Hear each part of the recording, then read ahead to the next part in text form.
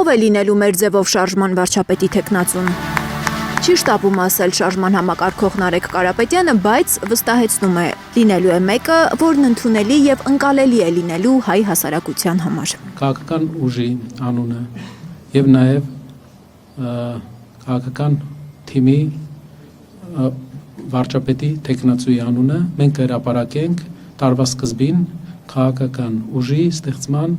համագումարի ժամանակ։ Նոր ազգանունով նոր ղեկավար է պետք Հայաստանին, որպեսզի հասարակությունը վերջապես միավորվի, անկախ քաղաքական հայացքներից, կարծում է Կարապետյանը։ Հայաստանի նախագահները եւ Հայաստանի 4 առաջնորդները մինչեւ հիմա, եթե շարունակեն եւ հաջորդ կառավարումը լինի նրանցից մեկը, երկրում միասնության հարցը հարցականի տակ կլինի, որովհետեւ հասարակության մի խավ չի ընդունում մեկին, մյուս խավը, մյուս մասը չի ընդունում մյուսին։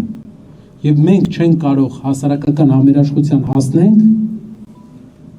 4 մեր երկիրը ղեկավարած 4 ղեկավարներից յուրաքանչյուրի պաշտոնը ստանձնելու դեպքում։ Նախկինների հետ կապ չունի Սամվել Կարապետյանը, հարցնում է լրագրողներից մեկն ու հիշեցնում նրա եղբոր Կարեն Կարապետյանի նախկինում ՀՀԿ-ական լինելը։ Քաղաքացիական պայմանագիր կուսակցության առաջի, երկրորդ, երրորդ Առաջի համարը ՀԱԿ անդամ էր իմ հիշելով, երկրորդ համարը իմ հիշելով Հանրապետականի անդամ էր, երրորդ համարը իմ հիշելով Բարգավաճ Հայաստանի կողմնակից էր։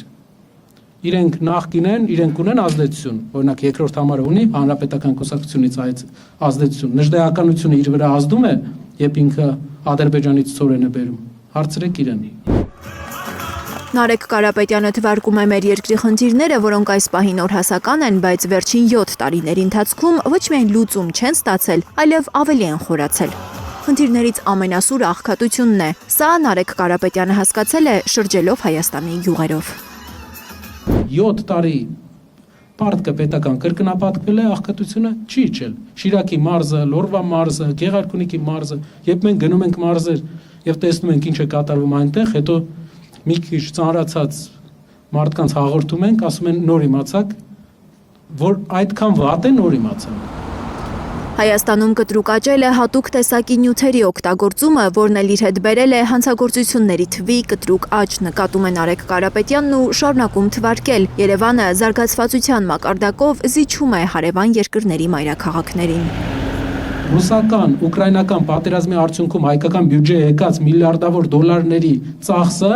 հայկական կառավարությունը արել է այնպես, որ չկարողանա աղքատության ախտարում ապահովի ու որակական տարբերություն տա Երևան քաղաքին։ Որտեղ է ծախսվել այդ միլիարդները։ Վրացիները 2 անգամ աղքատություն են նվազեցրել այդ փողերով։ Մենք ինչ ենք արել։ Ասուլիսից առաջ մեր ձևով շարժման համաժողովին Նարեկ Կարապետյանը հորդորել է մի պահ փակել աչքերն ու պատկերացնել մի Հայաստան, որտեղ չկան պատերազմներ, մարդիկ համերաշխ են անկախ քաղաքական հայացքներից, չկա աղքատություն։ Հենց այդպիսի Հայաստան է խոստանում մեր ձևով շարժումը։ Ամենաթույլ երկիրն ենք այս պահին տարածաշրջանում։ Ամենաթույլը, բայց ամենագործունյա ազգով։ Պետք է ուժեղ ղեկավար, ուժեղ, բայց մեր այսօրվա ընկերների պատկերացրած ուժեղը չէ։ Ուժեղը գոռացողը չի։ Ուժեղը աղմկողը չի։ Մարդկանց վրա վիրավորողը չի ուժեղը։ Ուժեղը այն մարդն է, ում իշխանության ժամանակ ոչ մեկ չի համարձակվում ոդ դնել քո երկիր։ Հայաստանը թույլ չէ, պարզապես ունի թույլ ղեկավարություն, այսպես է մտածում Սամվել Կարապետյանը, որն արդեն 6 ամսից ավելի է կալանավորված է։ Դրանցից մի հատված եմ ուզում մեջ բերել։ Կալանավայրում գրված նրա ուղերձը կարդում է փաստաբան Արամ Վարդևանյանը։ Ոչինչ չենք ուրանալու, բայց հարցերը լուծելու ենք խաղաղությամբ ու պրոֆեսիոնալիզմով մեր օգտին։ Արդարությունն է յուրաքանչյուր հայի երազանքը, ու մենք հաստատելու ենք այդ արդարությունը մեր երկրում, ապացուցելով, որ դա միանշանակ հնարավոր է։ Անցյալում ենք թողնելու կառավարական, դատական, բանկային, կոռուպցիոն, ուժային բեսպրեդզելը։ Մեր հայրենակիցների ուզածը դա է։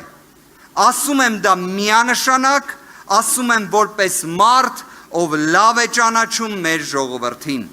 Ադրբեջանի ու Թուրքիայի հետ կրացած բարեկամություն անելով իրական խաղաղություն չենք ունենա։ Ռուսաստանի դեմ խարդավանքներ անելով տարածաշրջանում մեզ անվտանգ չենք զգա։ Իրանի ու Վրաստանի հետ մեր կենսական շահերը անտեսելով դժվար օրերի բարեկամ չենք ունենա։ Տարածաշրջանի Իր ուղերձում գրել է Սամվել Կարապետյանն ու խոստացել հարևանների հետ հարցերը լուծել խաղաղությամբ 2026 թվականը հայ ժողովրդի վերածննդի սկիզբ դարձնել։ Դառնալ մի մեծ ընտանիք։ Լիլիթ Գասպարյան, Առաքել Օհանյան, Անի Ղանդիլյան, Հայլուր։